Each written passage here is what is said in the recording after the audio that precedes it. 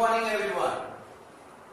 Life में आपके पास आपका विजन, आपका गोल, आपका मिशन, आपका टारगेट आपके पास होना बहुत ही जरूरी है। एंड सबसे मोस्ट इंपोर्टेंट थिंग जो आपके पास होनी चाहिए वो है कि आई कैन डू इट, मैं ये कर सकता हूँ। ये आपके माइंड में सबसे पहले होना बहुत जरूरी है। Sometimes we think that it's not in our destiny, but I believe in that कि if you want it can be in your destiny. Change your mind, आपको अपने माइंड को चेंज करना बहुत जरूरी है। अगर आप इसको चेंज कर सकते हो तो आप सब कुछ चेंज कर सकते हो। आपको एक स्मॉल स्टोरी सुनाता हूँ। एक बार एक लड़का छोटे से गांव से आया था, शहर में आया, उसको पढ़ाई करनी थी, उसने कॉलेज में एडमिशन लिया, इंग्लिश मीडियम में एडमिशन लिया। उसकी सबसे बड़ी प्रॉब्लम थी उसकी इंग्लिश। उसको इंग्लिश नहीं आती थी, फिर भी उसने इंग्लिश मीडियम में एडमिशन लिया। पढ़ाई में वो ठीक ठाक था, हिंदी मीडियम से वो बिलोंग करता था। और जैसे ही उसने कॉलेज में एडमिशन लिया, उसके साथ एक हादसा हुआ। हादसा इंसान एक ट्रेजेडी हुई उसके रिलेटेड कि उसको क्लास में क्वेश्चन पूछा गया कि what do you mean by HRM. उसको पूछा गया कि आप एचआरएम के बारे में क्या जानते हो। इंग्लिश में पूछा था, लेकिन मुझे इसके इंग्लिश नहीं आती थी। 150 की बेंच में उसको खड़ा किया गया। वो खड़ा रहा, लेकिन उसने जवाब नहीं दिया। 45 मिनट तक उसको खड़ा किया गया, लेकिन उसने जवाब नहीं दिया। अब सवाल पूछ लिया गया, उसके पास जवाब नहीं था क्योंकि उसे इंग्लिश नहीं आती थी। क्लास में उसको 45 मिनट खड़ा रखा, लेकिन उसके पास जवाब नहीं था। और उसके बाद उसने ठान लिया कि उसको ये बदला लेके रहना है। उसने क्या किया, उसने लगातार मेहनत करना शुरू कर दिया। डे बाय डे उसने अपनी इंग्लिश को इम्प्रूव करना शुरू कर दिया। उसने थ्योरी पेपर्स को बार बार लिखा, एक बार नहीं, 10 बार नहीं, 20 बार उसने सेम क्वेश्चन को लिखा। एंड फाइनली क्या हुआ, उसने उन्हीं पेपर्स के अंदर सबसे अच्छे मार्क्स कॉलेज में लाके दिखा दिए। And at the end of the college examination उसने फर्स्ट रैंक लाके प्रूव कर दिया कि वो भले हिंदी मीडियम से आया था, लेकिन उसमें भी कुछ करने की ताकत है। एंड स्लोली एंड ग्रेजुअली उसने अपने कॉलेज के 3 साल में फर्स्ट रैंक लाके अगेन ये प्रूव कर दिया कि वो कुछ कर सकता है। उस दिन से उसके दिमाग में ये चीज बैठ गई कि वो कुछ कर सकता है। एंड स्लोली एंड ग्रेजुअली उसने अपने जिंदगी के सारे मुकाम हासिल कर दिए। इट मीन्स व्हाट कि आपको जस्ट प्रैक्टिस प्रैक्टिस प्रैक्टिस करते जाना है। वर्क वर्क एंड वर्क पे ही फोकस करना है। और अगर आप ये तीनों चीजें कर रहे हो तो आपको जरूर एंड जरूर आपको सक्सेस मिल ही जाएगी। You can achieve whatever you want to achieve. And luck उन्हीं का साथ देता है जो हार्ड वर्क करते हैं। आपको एक स्मॉल स्टोरी सुनाता हूँ। अरुणिमा सिन्हा, अगर आपने नाम सुना हो तो यूपी के एक छोटे से गांव से बिलोंग करती थी। उसको कुछ गुंडों ने पटरी पे छोड़ दिया था मरने के लिए। पूरी रात उसके टांगों के ऊपर से ट्रेनें गुजरती रही। सुबह तक उसको कोई पूछने वाला नहीं था। और बाद में जब वो हॉस्पिटल पहुंची तब उसको पता चला कि उसके शरीर में मल्टीपल फ्रैक्चर हो गए। वो दोनों टांगों से अपाहिज हो गई है। अब वो जिंदगी में कुछ नहीं कर सकती। लेकिन उसको रियलाइज ये हुआ कि अगर मैं बच भी गई हूँ तो भगवान ने मुझे कुछ करने के लिए ही बचाया होगा। और आप जानते हो उसने क्या कर दिखाया? उसने माउंट एवरेस्ट चढ़ के दिखाया। और उसके बाद उसने दुनिया की 7 पहाड़ियां चढ़ के दिखाई। और आज एनडीए गवर्नमेंट ने उसको पद्मश्री अवार्ड से सम्मानित किया गया। दिस इज व्हाट कि उसने गिव अप नहीं किया। उसकी दोनों टांगे कट गई, लेकिन फिर भी उसने गिव अप नहीं किया। और उसने अपना एक गोल डिसाइड किया कि मुझे चढ़ना है तो पहाड़ चढ़ना है। एंड दैट मैनर उसने इंडिया के माउंट एवरेस्ट एंड दुनिया के 7 पहाड़ को चढ़ दिया। उसके शरीर में मल्टीपल फ्रैक्चर होने के बावजूद उसने पहाड़ चढ़ लिया। मतलब उसने गिव अप नहीं किया। उसमें डेडिकेशन था, उसका गोल डिसाइडेड था।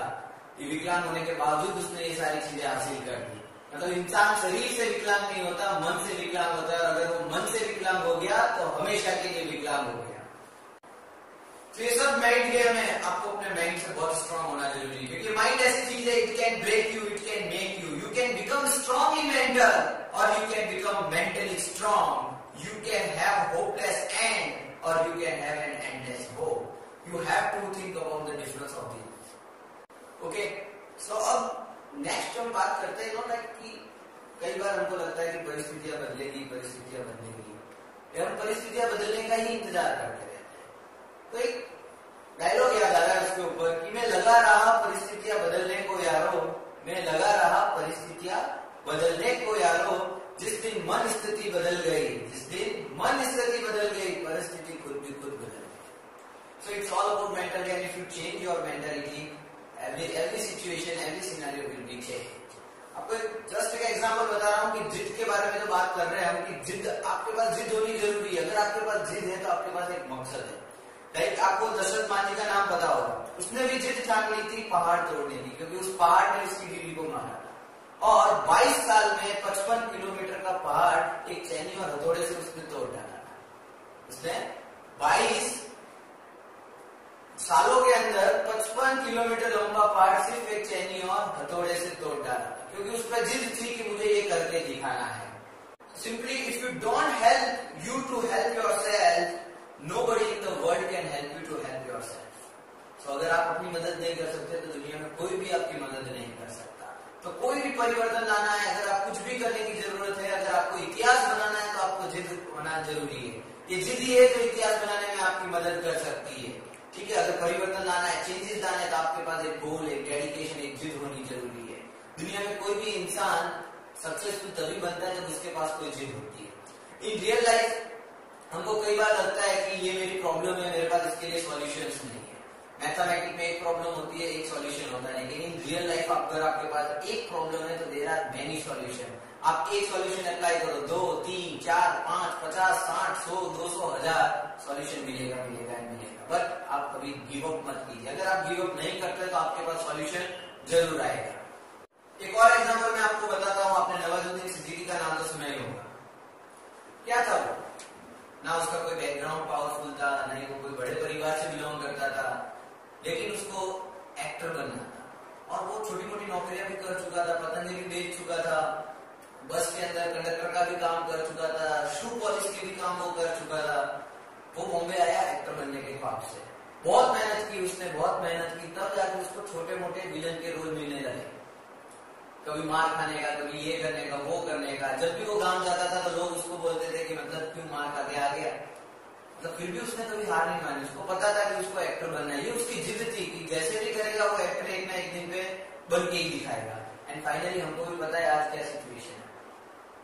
आज नवाजुद्दीन सिद्दीकी के सभी कायल है, उसकी एक्टिंग के सभी कायल है। तो ये उसका डेडिकेशन था कि उसको कुछ बन के दिखाना है। ठीक है, चलो अभी आपको एक और स्टोरी बताता हूँ। हम कई बार कई सारी सिचुएशन में वर्कआउट करते हैं, एक्सपेरिमेंट करते हैं और फेल हो जाते हैं। और फेल एक बार होते हैं, 2 बार होते हैं, 3 बार होते हैं, फिर हमारी हिम्मत हार जाती है और फिर हम उस एक्सपेरिमेंट को छोड़ देते हैं। एक लड़का था, स्कूल में बहुत बार फेल हुआ। लोग कहते थे ये मंद बुद्धि है। कॉलेज में आया, फिर वहां पे भी फेल होता गया, लोग कहते थे वो मंद बुद्धि है। फिर उसने कोई एक्सपेरिमेंट करना शुरू किया। बार बार वो अपने एक्सपेरिमेंट में फेल हो गया। 1 बार फेल हुआ, 2 बार फेल हुआ, 5 बार फेल हुआ, 6 बार फेल हुआ, 8 बार फेल हुआ, 9 बार फेल हुआ, लेकिन फाइनली 10वीं बार क्या हुआ? अगेन वापस वो फेल हो गया 10वीं बार। फिर भी उसने हार नहीं मानी, वो प्रैक्टिस करता गया, एक्सपेरिमेंट करता गया, वर्कआउट करता गया, and again 20 times, 30 times fail, 40 times fail, 50 times, 60 times, 80 times, 99 times वो फेल हो गया, लेकिन 100वीं बार वो अगेन फेल हो गया। फिर भी उसने हार नहीं मानी। वो प्रैक्टिस करता गया, एक्सपेरिमेंट करता गया, फोकस रखता गया अपने काम के ऊपर, बार बार वो काम करता गया, लेकिन बार बार वो फेल होता गया। 999 बार वो फेल हो गया, लेकिन 1000वीं बार वो वापस फेल हो गया।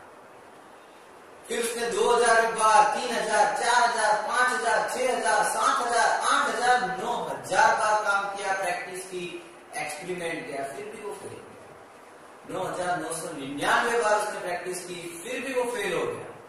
एंड 10,000वीं बार फाइनली वो पास हो गया। जानते हो बंदा कौन था?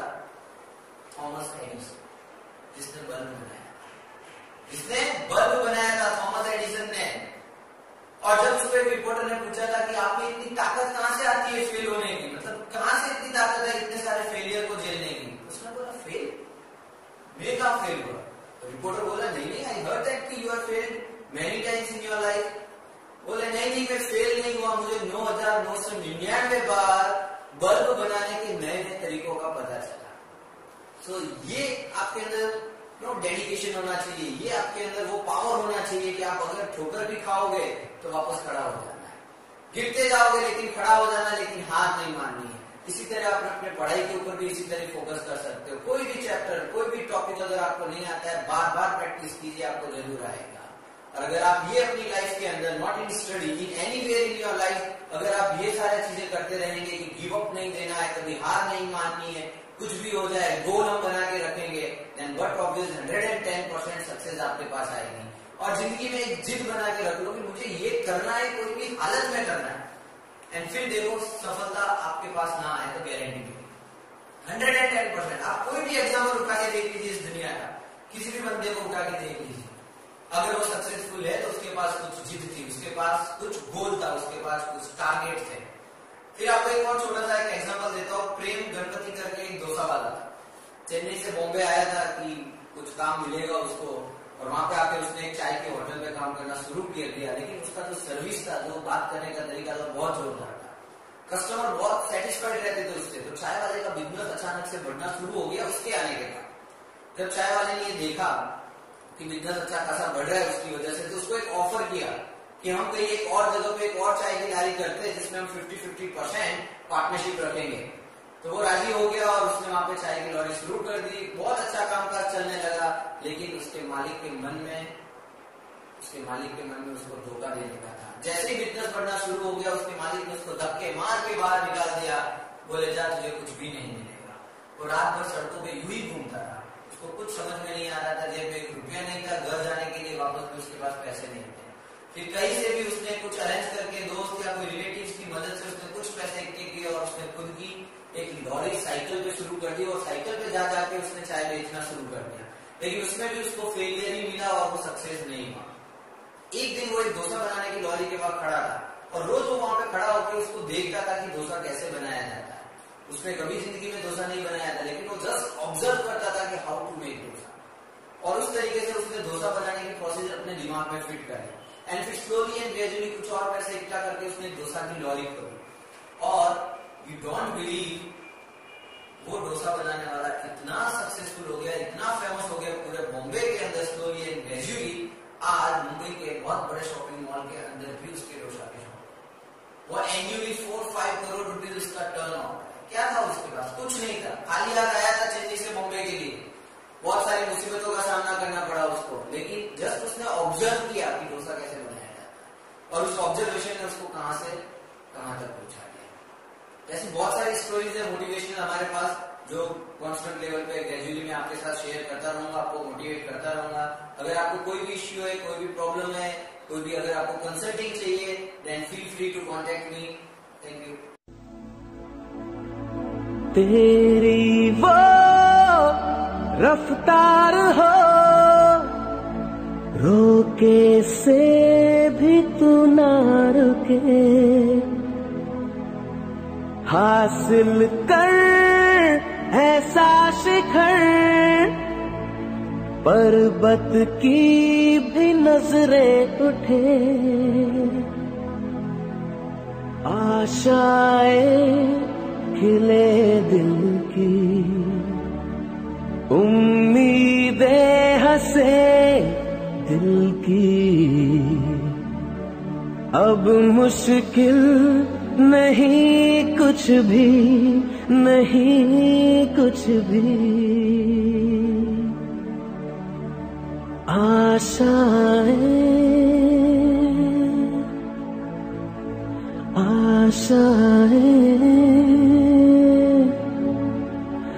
आशाएं।